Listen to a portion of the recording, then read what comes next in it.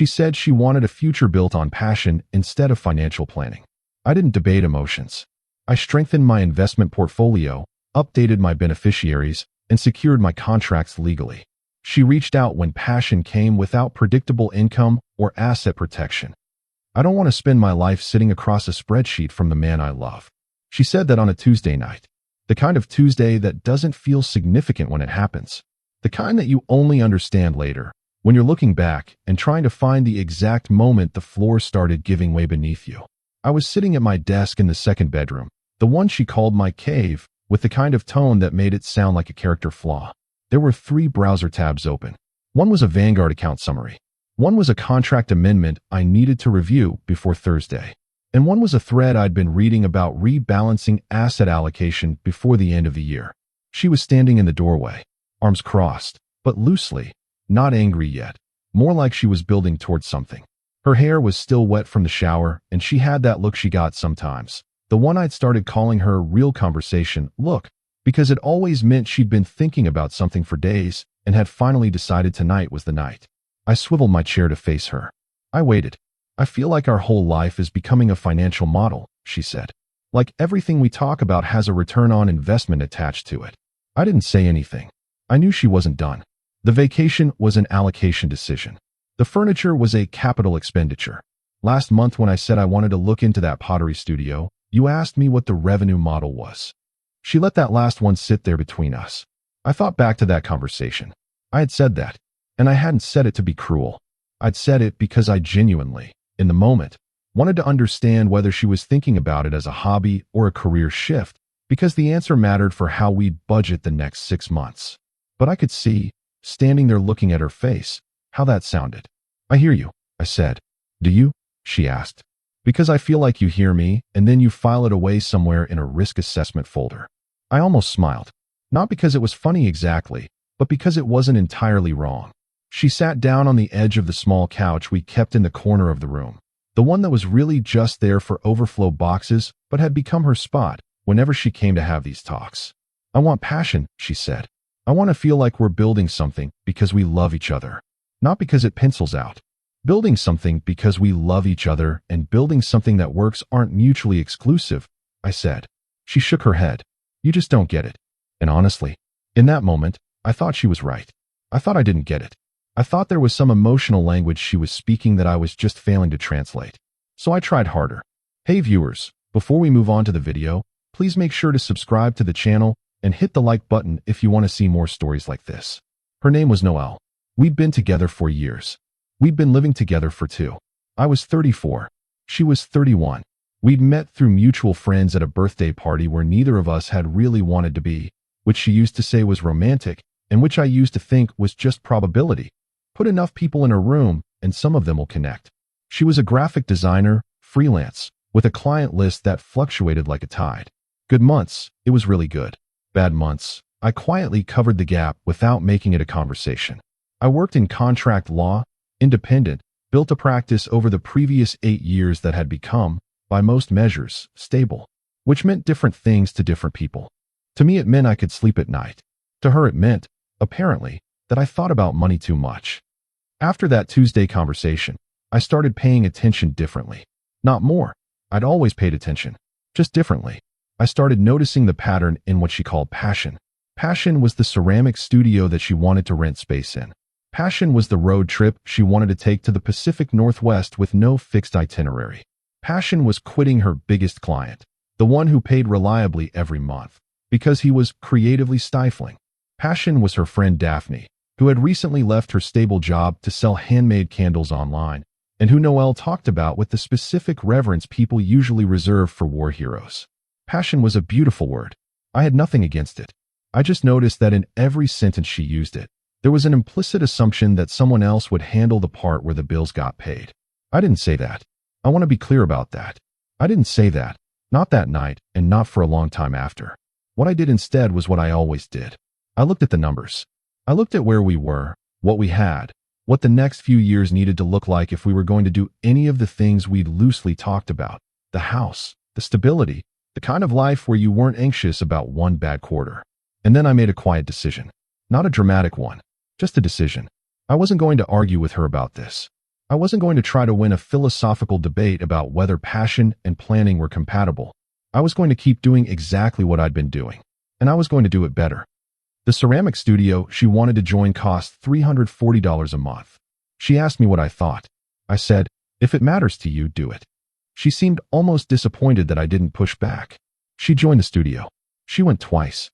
Then she got busy with a new project, and the membership sat unused for 4 months before she quietly canceled it. I didn't bring that up. I wasn't keeping score. I just noticed.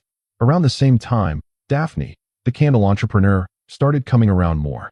She and Noelle would sit in our kitchen for hours, laptops open, talking about creative direction and brand identity and audience building. Daphne was charismatic in a way that made everything she said sound like the obvious truth. She'd left a marketing position making good money to sell candles with names like Ghost of Sunday Morning and Salt Flat Afternoon. I'll admit, the candles smelled incredible, but the business was about 8 months old and hadn't turned a profit yet.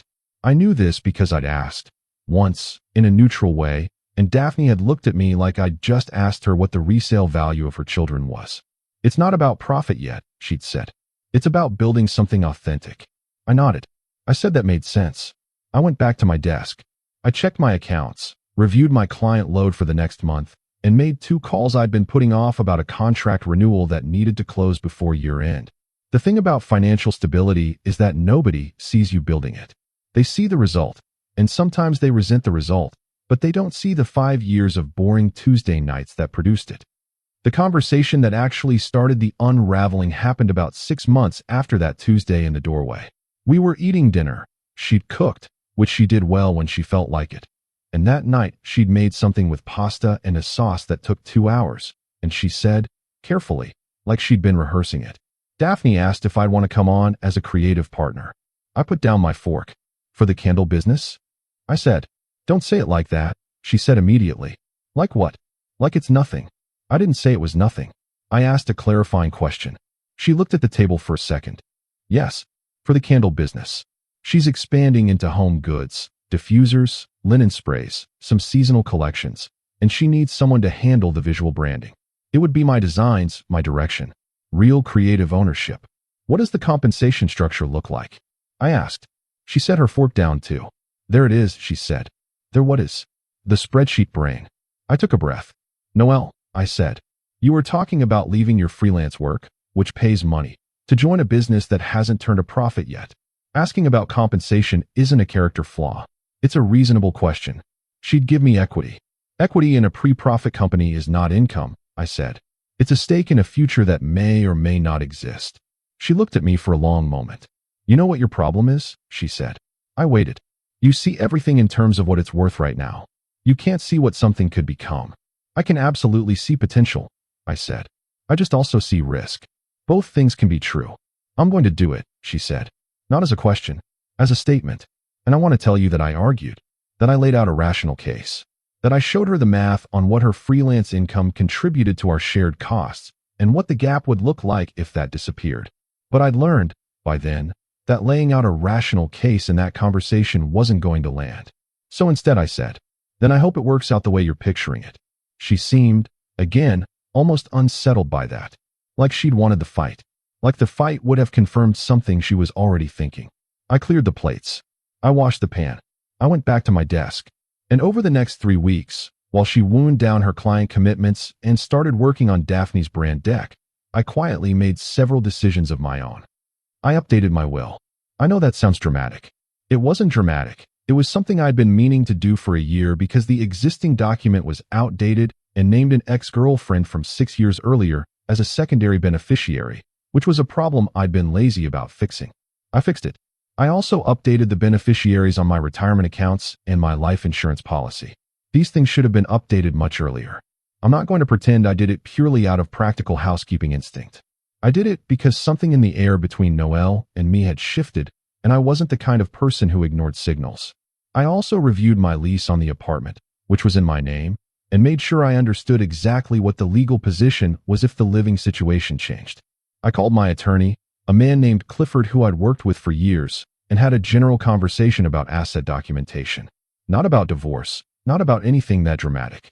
Just about making sure everything I had built was correctly documented, correctly owned, and correctly protected. Clifford, who had seen enough situations in his career to develop a sixth sense for subtext, asked me quietly at the end of the call if everything was okay. I said yes. He said, "All right, but you know where I am." I said I did. I thanked him. I hung up and stared at the ceiling for a while. Things with Noelle were, on the surface, fine. We still had dinner together most nights. We still watched things on the couch on weekends. She was excited about the Daphne project in a way she hadn't been excited about her freelance work in years, which I noticed and acknowledged, because I'm not a monster. She showed me the brand deck she was building. It was genuinely good. She had real talent. I'd always known that, and seeing it applied to something she cared about was, honestly, moving in a way that made the whole situation more complicated. Because it wasn't that she was wrong about passion. It was that she decided passion and planning were enemies. And that I, by embodying planning, was somehow in opposition to everything she wanted to become. I started seeing it in small ways. The way she described Daphne's life in terms that implicitly criticized mine. "Daphne just feels free," she said once. And I thought, Daphne is 33 years old with no health insurance, 3 months of operating expenses in her business account, and a business model that requires constant new customer acquisition to survive. I didn't say that. I said, "She seems happy." Noelle looked at me. "Don't you ever want to just feel free?" she asked. "I feel free," I said. "You don't," she said. "You feel controlled. You just call it security." I thought about that for a long time after. I thought, is she right? And then I thought, no. I thought about what freedom actually felt like to me. Freedom felt like knowing that if a major client dropped me tomorrow, I had 8 months of expenses covered. Freedom felt like not dreading the end of the month. Freedom felt like the ability to say no to bad contracts because I didn't need the money badly enough to compromise on terms. Freedom felt like owning my time because I'd arranged my finances to give me that option. That wasn't control. That was what freedom actually cost. But I couldn't make her see that, and I'd stopped trying. The first real break happened on a Saturday morning in February. She'd been out late the night before with Daphne and a group of people I barely knew, artists, makers, a photographer who had a gallery show coming up, a musician who described himself as between labels. She came home at 2 a.m. I was awake. Not because I was waiting up. I'd been reading. I couldn't sleep. But she came in and saw my light on and her face did something complicated. "You waited up," she said. "I couldn't sleep," I said. She set down her bag. She smelled like wine and someone's fireplace.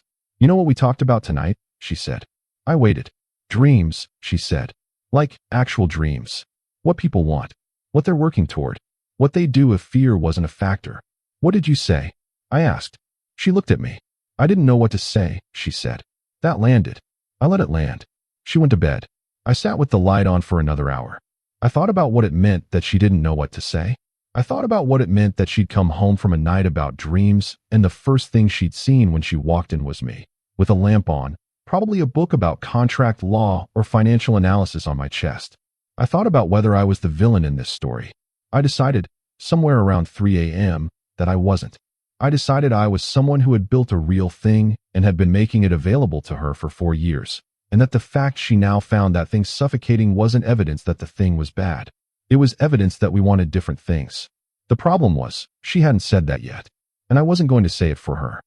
3 weeks later, she said it. It wasn't a dramatic scene. It didn't happen in a fight. It happened on a Sunday afternoon when she came into the living room where I was working and sat down across from me and said, very quietly, "I think I need to figure out who I am without this." I put down my work. "Without what?" I asked. She gestured between us, but also around the apartment. "This," she said, "the stability, the planning, the sense that everything is accounted for. I feel like I've been living inside someone else's spreadsheet and I've forgotten how to want things for myself." I looked at her for a long time. I asked, "Is there someone else?" She shook her head. "No," she said, and I believed her. "This is just about you wanting something different," I said. "I think so," she said. "I think I need to find out what it feels like to build something from nothing, with no safety net. I need to know if I can do that. There's a kind of sadness that doesn't feel like sadness in the moment. It feels like clarity, like you've been looking at something through frosted glass and someone just cleaned it. This was that." "Okay," I said. She waited. I think she expected more.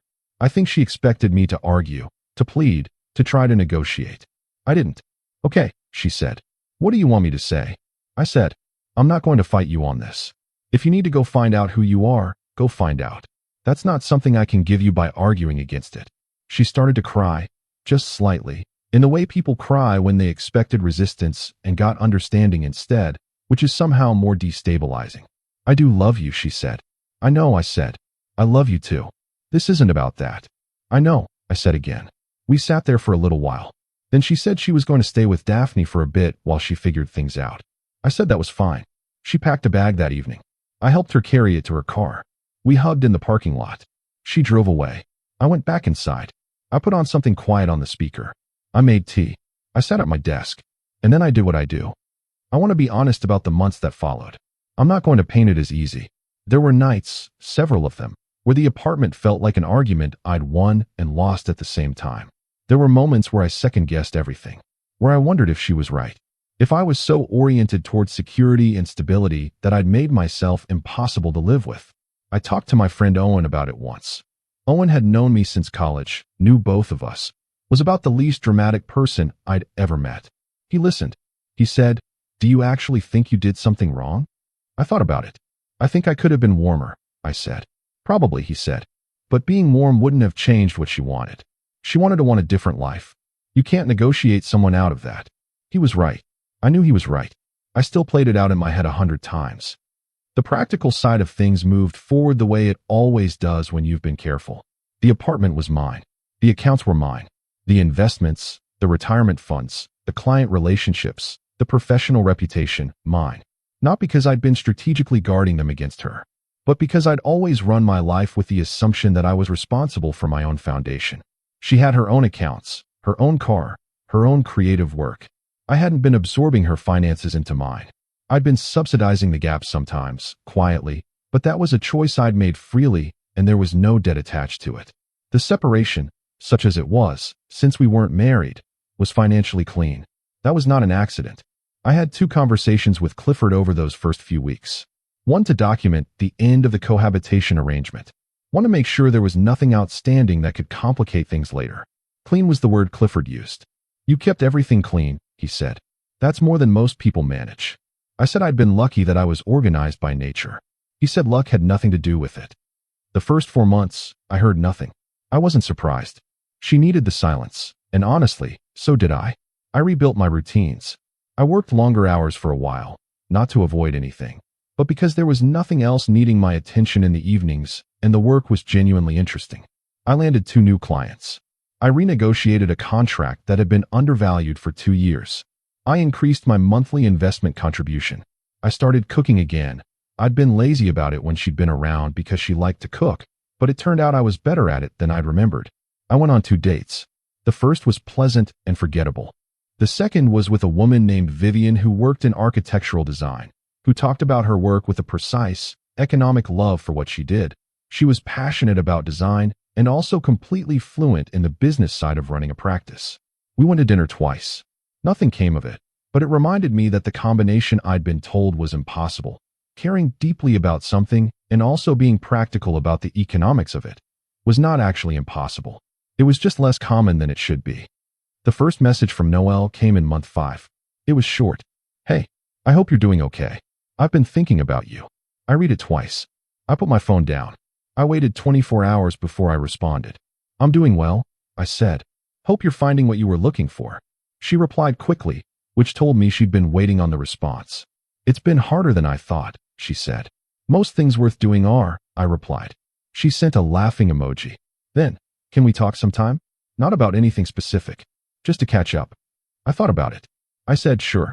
Give me a couple weeks." She said, "Okay." I put my phone away and went back to what I was doing. We talked on the phone 6 weeks later. She sounded different.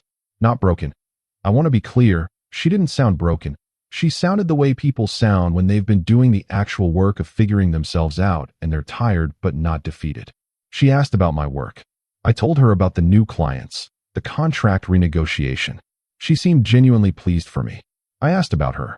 She told me the Daphne partnership hadn't worked out. She said it carefully, like she was still deciding how much detail to give. I didn't push.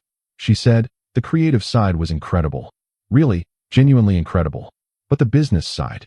She paused. "No structure," I said. "No structure," she agreed. "No clear contracts, no defined roles, No contingency planning. When things got tight, it got personal. And then it got ugly. I said nothing. I'm back to freelance, she said. I've got 3 clients. It's not where I was before I left, but it's okay. I'm rebuilding. That's good, I said. I also enrolled in this business course, she said. Online. It's about finance for creative professionals.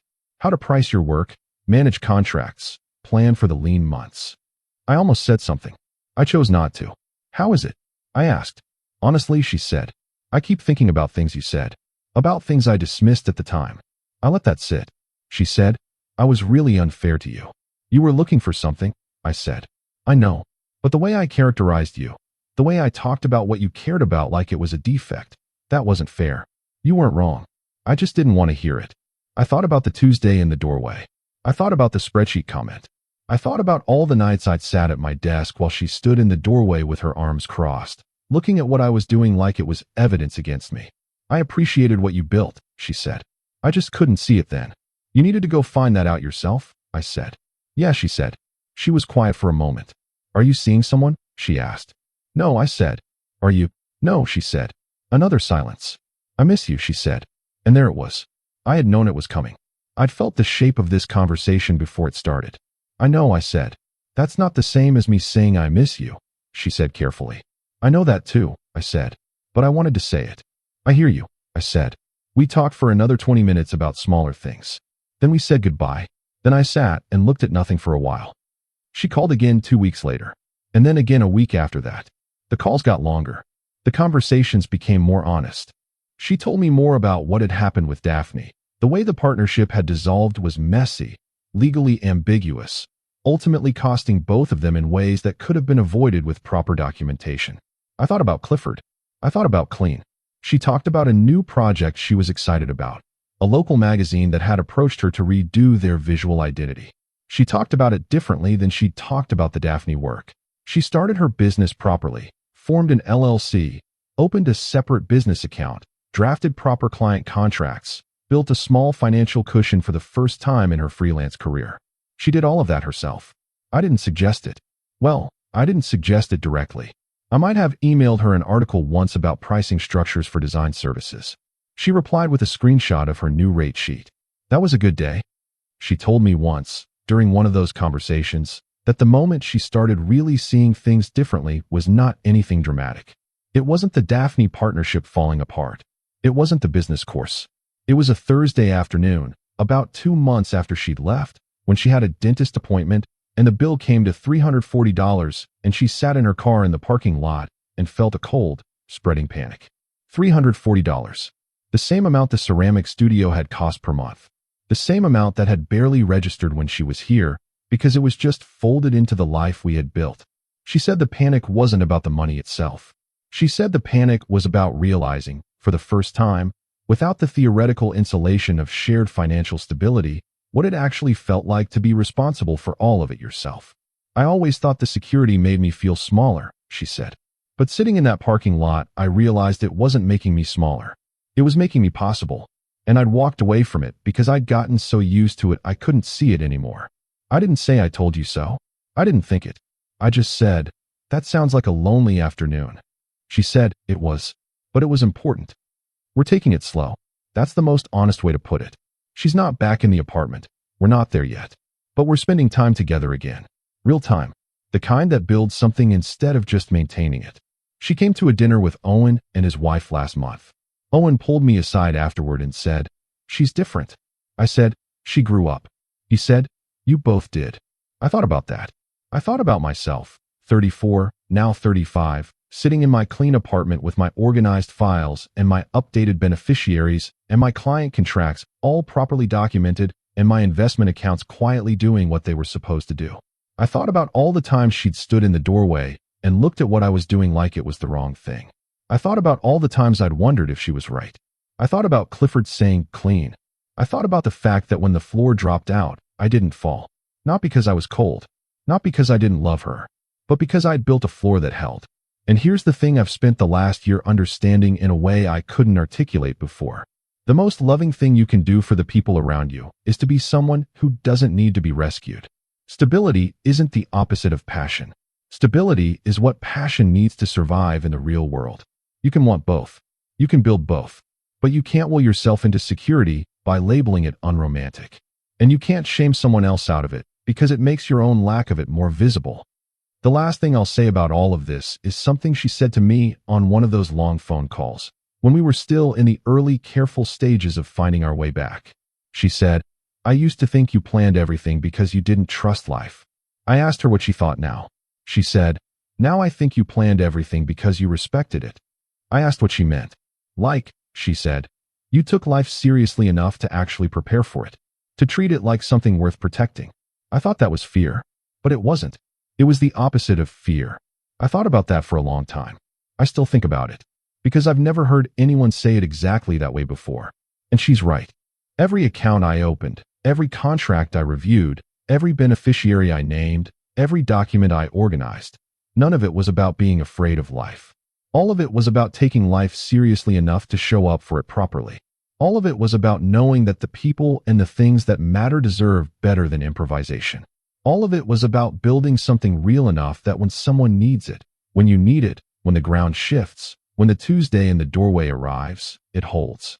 She came over last week. We ordered food and watched something she'd been wanting to see for months. At some point, she fell asleep on the couch. I sat in the chair. I watched her sleep for a few minutes. Not in a strange way, just in the way you look at something you almost lost and feel the specific weight of that. Then I got up, turned off the TV, put a blanket over her, and went to my desk. I had a contract to review before morning. She didn't wake up. She's been here before. She knows who I am. And this time, I think she's glad.